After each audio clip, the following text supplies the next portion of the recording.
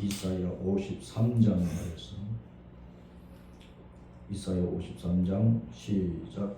우리가 지난 것을 누가 믿었느냐? 여호와의 팔이 누구에게 나타났느냐?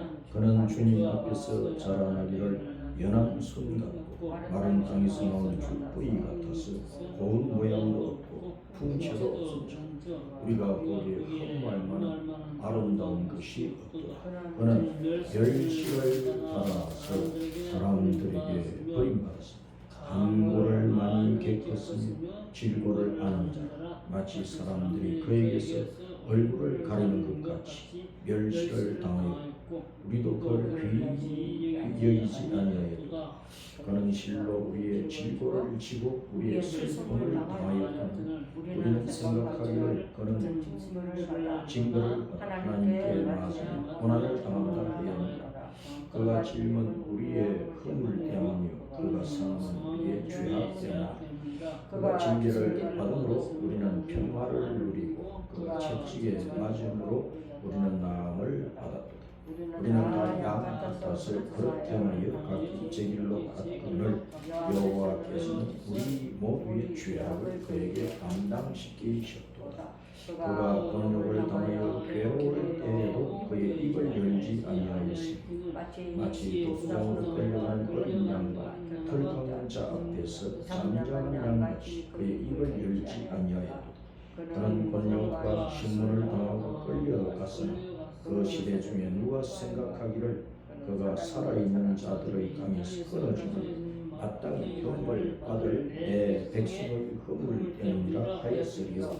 그는 강토를 행하지 아니하였고 그의 입에 거짓이 없었으나 그의 무덤이 악인들과 함께 있었으며 그가 죽은 후에 부자와 함께 있었도다. 여호와께서 그에게 상함을 받게 하시기를 원하사 질고를 당하게 하셨으나 그의 영혼을 쏟은 제물로 드리게 이르면 그가 시를 보게 되며 그의 날은 길 것이요 또 그의 손으로 여호와께서 기뻐하시는 뜻을 성취하리로다. 그가 자기 영혼의 수고한 것을 보고 만족히 여길 것이다. 나의 의로운 종이 자기 지식으로 많은 사람을 의롭게 하며 또 그들의 죄악을 친히 감당하리로다. 그러므로 내가 그에게 존귀한 자와 함께 복수를 받게 하며 강한 자와 함께 탈취한 것을 나누게 하리니 이는 그가 자기 영혼을 버려 사망에 이르게 하며 범죄자 중 하나로 헤아림을 받았으니라. 그러나 그가 많은 사람의 죄를 담당하며 범죄자를 위하여 기도하였느니라. 아멘.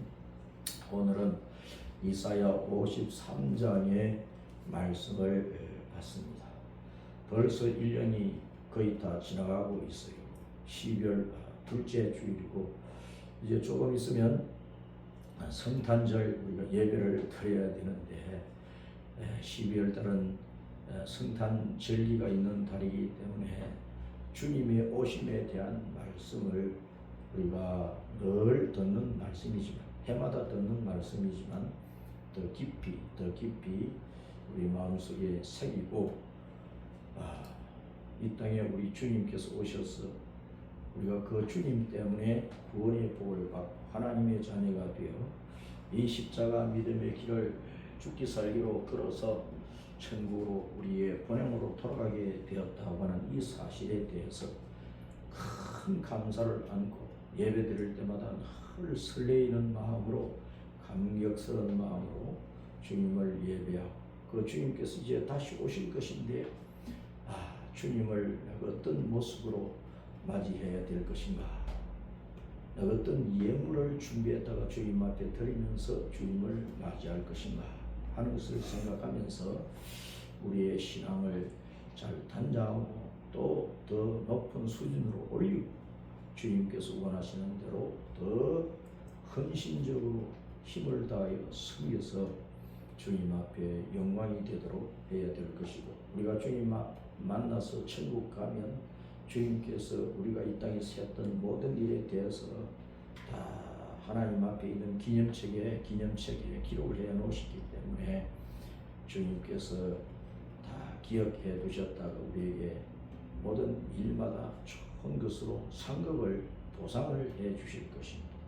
그러므로 우리는 이 땅에서 여러 가지 어려움도 많고 환난도 많고 핍박도 많고 괴로움도 많고 죽을 일이 하도 많지만은 이 모든 것을 이겨내고 승리하는 이스라엘 백성으로서 주님 맞이할 수 있는 준비를 잘 해야 할 것입니다. 어제는 우리 대한민국 5,000년의 역사 속에서 또 잊어버릴 수 없는 날이고 역사의 한 페이지에 또 기록이 될 큰 사건이 있었습니다. 대통령이 세 번째 탄핵이 된 겁니까? 탄핵 소추안을 국회에서 올리려고 탄핵 결의를 하는 그 중대한 일에 있어서 어찌됐건 부결이 되어서 참 다행스럽게 여기고, 우리는 남은 임기 동안에 윤석열 대통령이 하나님의 은혜 가운데서 또 한국교회가 적극적으로 또 기도하고 하는 가운데서 지혜롭게 대통령직을 잘 수행을 하고, 그로 말미암아 우리 대한민국이 크게 융성하고, 또 주님께서 허락하시면 임기 내에 자유, 민주, 복음의 통일 대한민국으로 통일되는 그 은혜까지 받았으면 얼마나 좋을까 하는 마음이 있습니다. 나라가 강하고 힘이 있으면 그 국력을 힘입어서 교회는 뭘 해야 되느냐? 주님께서 승천하시기 전에 모든 사도들과 그 당시 믿던 성도들, 그리고 오늘날 우리에게 세상 끝날 때까지 모든 교회에 주신 명령이 땅끝까지 이르러서 복음을 전파라 하는 것입니다. 따라서 땅끝까지 모든 나라 모든 민족에 가서 이 복음을 전파하라. 그것은 어명이잖아. 어명. 예수님은 왕이시니까, 만왕의 왕, 만주의 주님이시니까, 어명은 순종 안 하면 죽는 거라고. 그래서 오늘 목숨 걸어놓고 우리가 불벌 떠는 마음으로 순종하는 게 아니고 기쁨으로 감사함으로 복음의 은혜에 대한 빚을 갚는다는 마음으로 주님의 어명이 이미 내려졌기 때문에 우리는 땅까지 복음 전하는 일을 부지런히 해야 될 것입니다. 우리가 뭐 남극, 북극, 동쪽 끝, 서쪽 끝, 땅끝까지 못 갈지라도 우리 가족, 우리 친구, 우리 동료, 우리 주변 사람들, 내가 늘 만나고 거래하고 상대하는 사람들에게 오는 주일에는 저와 함께 우리 교회 한번 갑시다. 예수님 믿읍시다. 어쨌든 지혜롭게 예수님을 전해서 영생의 열매를 많이 거두는 성도가 되어야 되겠습니다. 이사야 53장의 말씀은 예수님께서 이 땅에 오시기 600년 전에 이사야 선지자를 통해서 하신 말씀인데, 이 말씀은 예수님이 이 땅에 오시기 위해서 미리 출사표를 던져놓은 말씀과 같습니다. 따라서 예수님의 출사표가 뭐냐? 나간다. 날 출자잖아요. 그 다음에 사자는 서성사자를 썼는데, 이 서성사자는 여러 가지 뜻이 있는데, 군대사자, 군인, 군사사자. 그 다음에 표, 겉표, 바깥표, 나타낼 표, 드러낼 표. 문장 가운데, 문학 가운데 표문이라는 문학이 있어요. 표문은 말 그대로 속에 있는 생각을 밖으로 드러내어서 기록을 한 문장을 그 표문이라고 해요. 표문. 그래서 이제 출사표는 장군이, 군 지휘관이 군대를 이끌고 나가면서 왕에게 올리는 글을 출사표라고 하는 것입니다. 왕이여, 종이 신하가 제가 이 많은 왕의 군대를 이끌고 어디로 정복을 하러 또 싸우러 전장으로 가는 마당에 저는 이런 결심을 가지고 갑니다. 어떻게 해서 꼭 승리하고 돌아오겠습니다. 자기 결심을 나타내고 이 군대가 없는 동안 왕께서는 정치를 잘 하셔서 나라가 혼란스럽지 않고 백성들이 마음 놓고 생업에 종사할 수 있도록 해달라. 그런 이제 당부를 하고 군대를 끌고 전장에 나가는 것입니다. 그래서 출사표 하면 중국의 그 위초고 삼국 시대의 그 총나라의 그 재상인 그 책사인 그 제갈량이 군대를 이끌고 위나라 북쪽에 있는 그 위나라를 그 치러가면서 왕인 그 황제 유선에게 올린 그 글을 중요하게 또 귀하게 여기는데 그 제갈량의 출사표는 내용을 보면은 목숨 다해서 내가 싸우겠습니다. 황제께서는 정치를 잘해 주십시오. 그런 내용이 간단하게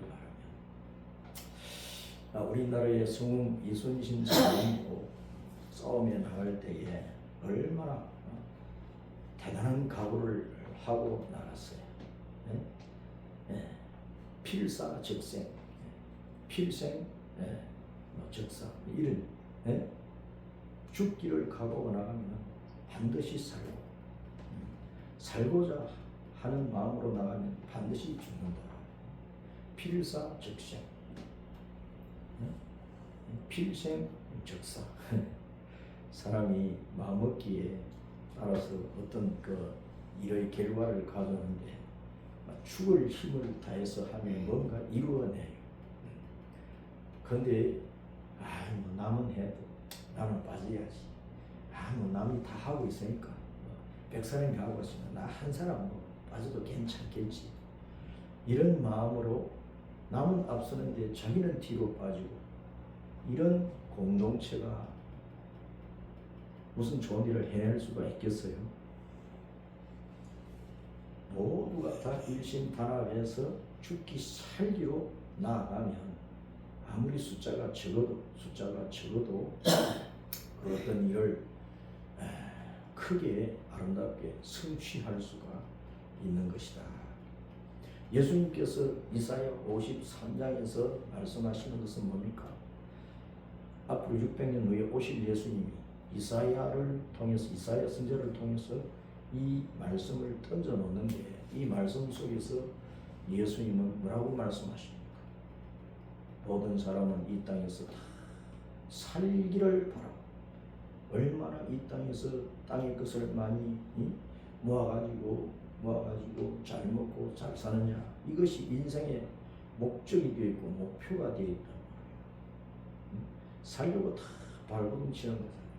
그런데 예수님은 이 말씀을 통해서 나는 죽으러 간다 하고 말씀을 하고 있습니다.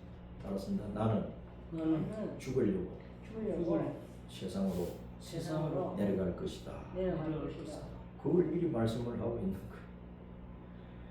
예수님이 미리 말씀하시길 내가 세상에 갈 때 백마를 탄 왕의 모습으로 가는 것이 아니다. 어떤 화려한 옷을 입고 많은 시종을 거느리고 위시에 당당한 모습으로 그렇게 나는 갈 것이 아니다. 예수님께서 말씀하실 때 내가 가면 세상이 나를 알아주지 않는다. 부러워하거나 흠모할 만한 아름다운 것이 없는 남자의 모습으로 가지만은 별 볼 일 없는 모습으로 간다. 그래서 누가 귀히 여기지도 않을 것이고 부러워하지도 않을 것이고 우르르 보지도 않을 것이고 박수 쳐주지도 않을 것이고 흠모할 만한 아름다운 것이 없다. 풍채도 없어. 풍채. 그래서 예수님께서 키가 2m 이상 되고 아주 우람한 체격을 가지고 아주 미남형의 얼굴을 가지고 미풍당당한 그런 모습을 가지고 이 땅에 오신 거에 아니라 저 유대 땅 베들레헴 마구간, 그 구유, 그것이 예수님께서 오신 곳입니다. 아주 가난한 자 가운데 제일 가난한 자의 모습으로 예수님이 오셨다. 그리고 저 갈릴리 나사렛 촌 동네에서, 그 달 동네에서 이름도 없이 빛도 없이 30년의 세월을 보내신 거랍니다. 많은 사람들은 성경에 예수님께서 유년 시절에 성전에 절기 예배 때 부모를 따라 올라갔다가 요셉과 마리아를 따라 올라갔다가 성전에서 율법사들하고 성경에 대해서 주고받는 그런 내용은 있는데, 그 이후에 30세에 공생애를 나오기까지 20년 정도의 그 삶은 성경에 전혀 기록을 안 해놓고 있어요. 그 20년 동안 예수님이 어디서 뭘 하셨을까? 그래서 맹랑한 사람들이 예수님이 저 인도에 가가지고 스카이 제자 노릇을 했다, 그런 얘기를 하는 사람들도 있어요. 여러 가지 억측을 가지고 이런저런 얘기를 하겠죠. 저는 이제 이사야 53장의 말씀을 보면은, 자, 우리 예수님께서 이 땅에 오셨을 때 사람들에게 버림받고 간고를 많이 겪고 질고를 많은 자라 그랬어요. 질병도 많이 알았단 말이에요. 히브리 원어를 보면 질병을 그냥 아는 자라, 병의 고통을 아는 자라 그런 뜻이 아니고 질병을 늘 앓고 있었다 그런 뜻입니다. 질병을 늘 앓고 있었다. 또 간구라고 하는 것도 어려울 간자에 어려울 고자니까 어려울 간, 어려울 고, 간구라고 하는 것도 인생고가 얼마나 많아요. 가난도 있고 질병도 있고 뭐 인간관계의 갈등도 있고 뭐 차별의 고통도 있고 온갖 뭐 고통이 많은데, 질병을 언급하는 것을 보면 이 간고는 특별히 이제 가난의 고통이 아닐까 그렇게 생각할 수도 있어요. 예수님은 마구간에서 태어나가지고 그 요람이 구유였으니까 얼마나 가난한 겁니까? 얼마나 가난한. 또 가난한 동네 나사렛에서 사셨고, 그 일평생 예수님은 가난의 고통을 많이 겪었다. 긁어슴의 고통, 굶주림의 고통, 그런 고통을 많이 겪었다. 근데 이제 질고는 특별히 어떤 뭐 병을 예수님이 앓으셨을까? 공생에 나오시기 전에, 30세 공생에 나오기 전에 어떤 질병을 앓았을까? 제가 가만히 생각을 해보니까, 성경에 보면 여러 가지 이제 병 이름이 나오고 이제 고통을 받았다가 하나님의 은혜로 고침받은 사람들 얘기, 구약 성경이나 신약 성경이나 많이 있는데, 그 가운데 많은 병 가운데 문둥병이 아닐까, 문둥병, 한센지병이 아닐까 그렇게 생각해요. 왜냐하면 이 문둥병이라고 하는 것은 머리부터 발끝까지 몸 전체에서 나타나는 병이에요. 그래서 이제 문둥병은 뭐 털도 빠지고 뭐 문드러지고 말 그대로 문드러지고 행치가 일그러져요. 그래서 이 문둥병 걸리면은 가족들 같이 못 살잖아요. 전염될까봐. 그래가지고 이 문둥병 걸리면은 그 가정에서 쫓겨나지, 그 마을에서 쫓겨나지, 참 사람이 살지 않는 산골짜기 동굴 속에서 살아야 된다. 가족들 이제 음식은 갖다 주고 동네 밖에서 쫓겨나서 사는 거예요.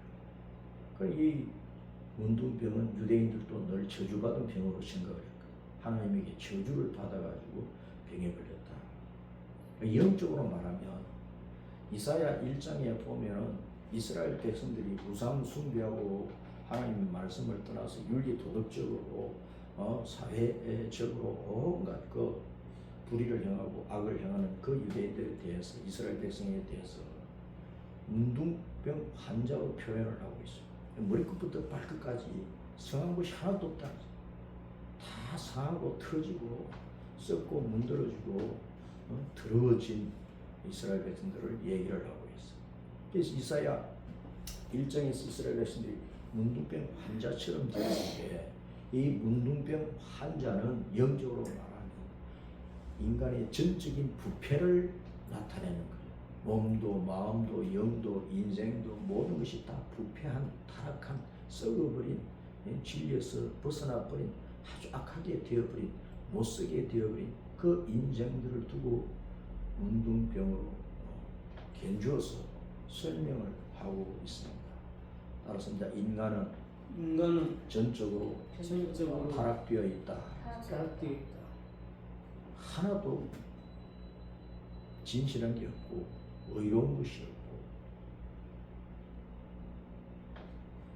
모든 사람은 어떤 사람이든지 세상에 공부를 많이 하고 아무리 높은 자리에 있고 아무리 돈이 많이 있고 아무리 겉으로 번쩍번쩍하게 치장을 한다 해도 그 속에 들어가 보면 온갖 악한 것들이 억만 가지가 있는 거예요. 그게 인간의 타락한 모습이랍니다. 그래서 이 문둥병은 사람의 전적인 그 부패성을 나타내 보여주는 병인데, 우리가 그로 말미암아 원죄와 자범죄 온갖 타락한 죄로 말미암아 지옥 가는 거거든. 지옥 가는 거거든. 그래서 예수님께서 공생애를 나오시기 전에 늘 병을 앓고 계셨는데 아마 문둥병 환자로 지내지 않았을까. 한 20여 년을 그 동굴 속에서 살지 않았을까. 제가 나름대로 그렇게 생각을 해본 거예요. 그래서 주님께서 인생들이 이 땅에 태어나서 죽을 때까지 당해야 되는 모든, 사람으로서 당하는 모든 것을 다 당했어요. 비천하고 멸시당하고 핍박당하고 가난하고 헐벗고 질병을 앓고 이 세상에서 짓밟힐 수 있는 모든 짓밟힘을 다 당하시고 모든 수모와 모든 고통을 다 당하신 분이라. 왜 그랬느냐? 알았습니다. 우리의 죄 때문에. 우리의 죄 때문에. 자, 4절 이후에 보면 그는 실로 우리의 질고를 지고 우리의 슬픔을 당하였거늘. 그 왜 그랬느냐? 그가 찔림은 우리의 허물 때문에, 그가 상함은 우리의 죄악 때문이라. 예수님께서 징계를 받음으로 우리는 평화를 누리고 그가 채찍에 맞음으로 우리는 나음을 받았도다. 우리는 다 양 같아서 그렇다면 각기 제 길로 갔는데 여호와께서는 우리 모두의 죄악을 바로 의로운 종 예수님에게 다 덮으시었다. 예수님께서 우리의 모든 허물과 죄를 짊어지고 덮어쓰고 담당하고 십자가에서 죽으신 것이다. 그런데 유대인들은 구약 성경을 달달달달달 외우면서도 이 이사야 53장 지나가 버려요. 기분 나쁘다고 지나가 버려요. 이 이사야 53장을 읽지도 않아요. 외우지도 않아요. 내용을 보면 십자가에서 죽으신 예수님이 분명하거든. 그런데 유대인들, 모세를 따르고 율법을 따르는 유대인들은 예수님을 안 믿잖아요.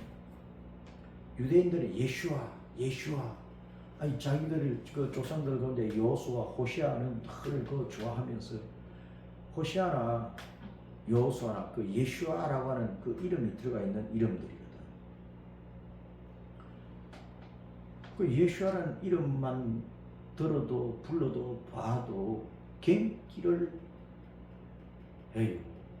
두드러기가 나는 사람들, 거북함이 나는 거예요. 왜냐하면 AD 70년에 로마 장군 티투스가 이끌고 온 군대로 말미암아 예루살렘 성이 완전히 불타버렸어요.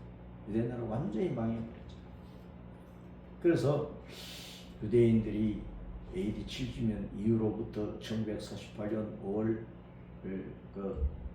14일에 이스라엘로 건국하기까지 1900년 동안 온 세계에 흩어져서 종노릇을 하고 나그네 노릇을 하고 그렇게 살았다.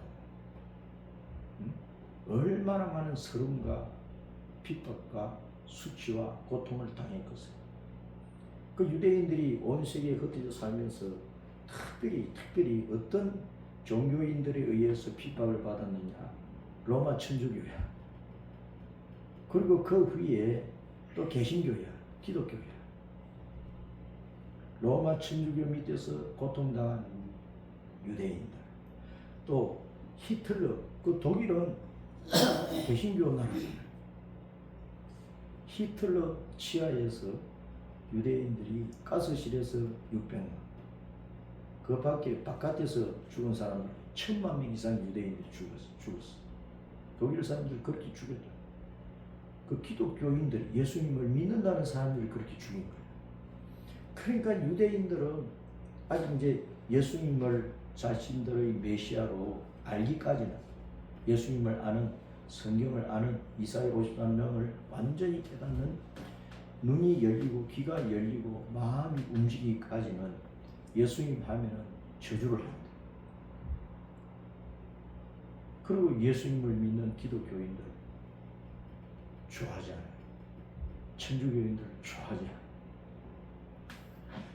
그러나 지금 유대인들 가운데 개인적으로는 복음을 받아서 예수님을 믿는 메시아닉 주, 예수님을 메시아로 믿는 유대인들이 거의 한 5만 명 가까이 된다고 하긴 하는데, 민족적으로는 아직도 유대인들은 이 이사야 53장을 거부하는 것, 이 읽는 것도 싫어하는 것, 예수님 이름 말하고 듣는 것도 저주스럽게 여기는 것. 그런데 이 이스라엘 백성들이 이렇게 될 수밖에 없는 것은 주님께서 정해놓으신 주님의 뜻 때문에 그래요. 이사야 6장 말씀이나 또 로마서 10장, 11장 말씀을 보면 우리 이방인들에게 유대인들이 받아야 될 그 복음의 은혜가 이방인들에 있는 것 같아서 이방인들 가운데서 하나님의 자녀를 많이 뽑아내기까지 유대인들은 잠정적으로 눈이 있어도 보지도 못하고 귀가 있어도 듣지도 못하고 아무리 읽고 생각을 해도 마음이 움직이지 않고 오히려 예수님 마음을 욕망하고 그럴 수밖에 없도록 완악하도록 해놨다. 이방인들을 구원을 해내려. 그래서 이 말씀이 바로 먼저 된 자가 나중되고 나중되는 자가 먼저 된다. 유대인들은 아브라함의 후손들로서 먼저 하나님의 택함을 받아서 성민이 되었어. 그런데 모세 율법에 얽매여 있기 때문에 또 예수님을 십자가에 못 박아 죽인 그 죄 때문에 또 기독교인들에 의해서 많은 핍박을 받은 그 서름 때문에 마음이 다쳐가지고 아예 이를 악물고 길을 틀어막고 예수님을 아직까지도 민족적으로 받아들이지를 않아요. 그런데 언제 받아들이느냐?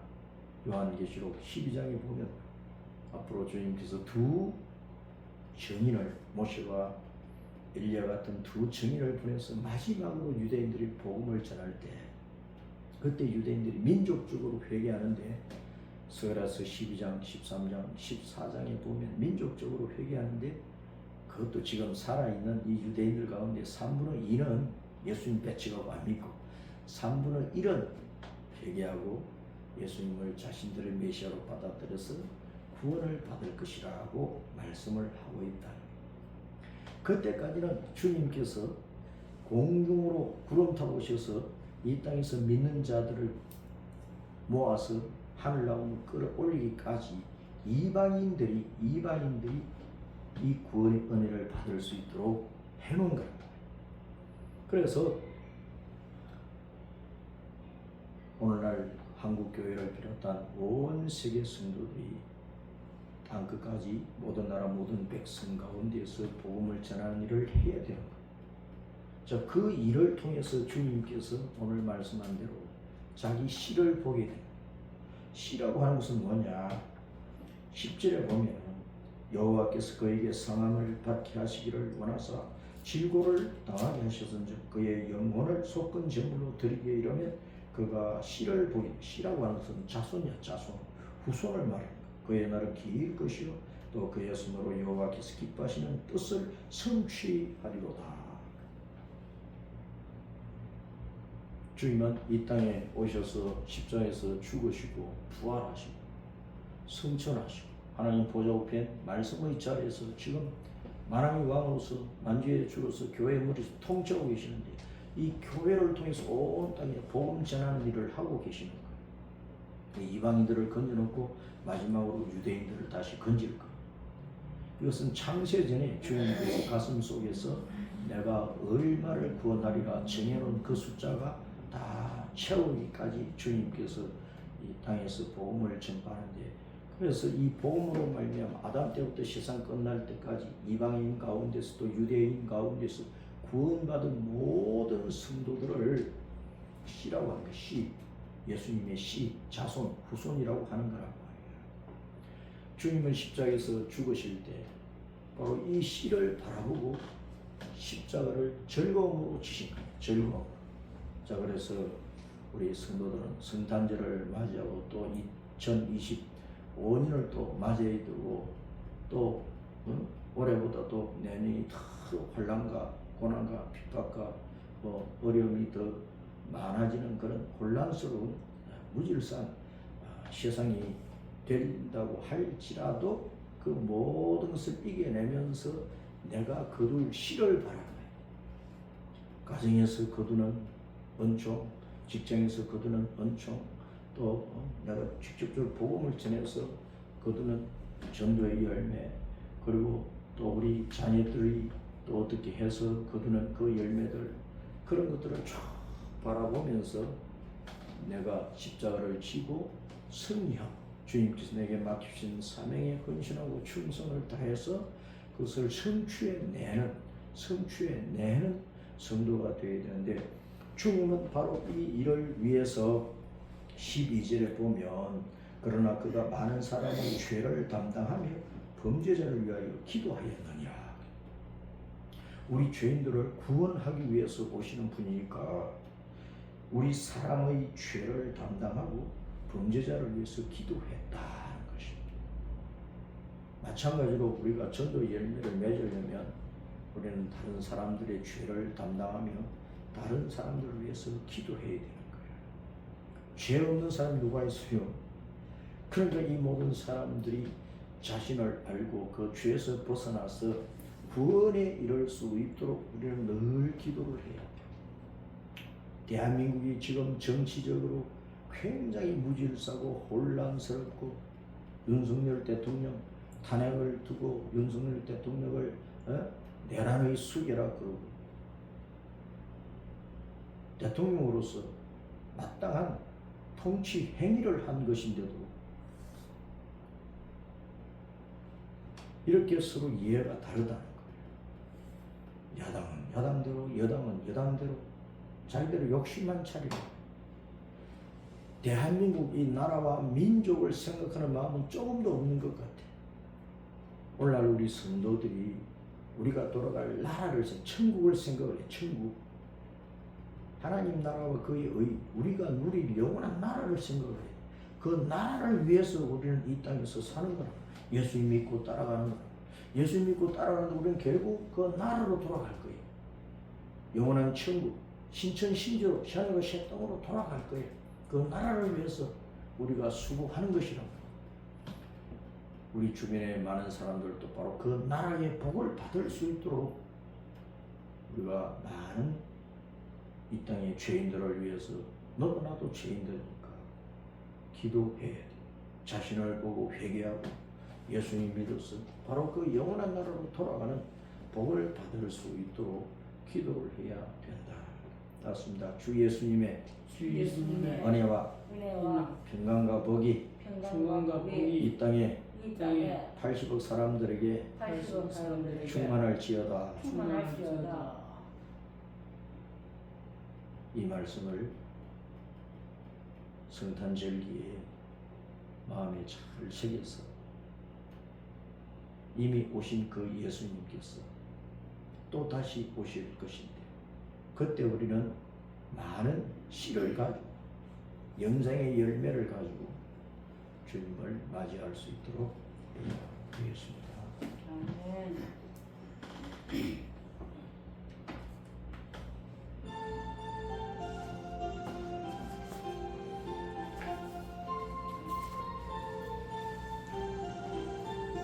끝나버렸나?